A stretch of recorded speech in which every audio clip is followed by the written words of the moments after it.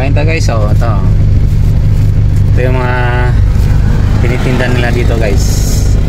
Pintos tayo. Binaki. Binaki daw guys. Tikpan natin to guys kung anong lasa nitong binaki nila. Ano to yung mais to na giniling, nilagyan daw ng gatas sa kakuan, asukal. Masarap lang to guys eh. Sino nakakain nito? Comment kayo dyan sa comment section. Pero ako gumagawa ko nito dati pa. Bata pa kami. Nagtitinda ako nito guys nung bata pa kami. Pinapatinda ko ng mama ko. Pag hindi kami magtinda, pinapalo kami. Hindi, joke lang guys.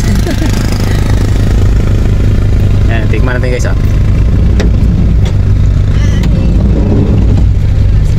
Sarap. Masarap ba? Masarap. Masarap yung pagkain na. Ano to guys, kinakain ng yung walang mangingipin. Biniling na siya eh.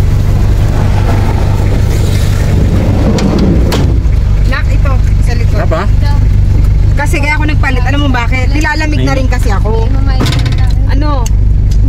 Ingay ng lula ko. Ay, sorry. Binigyan ko na sila. Turbo yung lula ko guys. Sorry naman. Turbo si lula sa vlog ko eh. Sorry.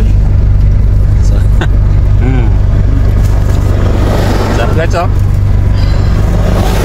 Ito yung dapat ipapaluto niyan sa akin eh. Yan lolo ko. Kasi sarap kasi ito nung bata pa kami, nagtitinda kami nito eh. Sa mga guys, mga Si meron ka na? yung may mga sabong. Yung mga sabungan guys. Titinda kami nito guys nung bata pa kami. Sarap guys oh. Kaya comment kayo guys kung sinong nakatikim nito na pintos to pag tinatawag na dito. Pintos. Thank you for watching guys. Please like and share. Ingay ng lula ko. Bye.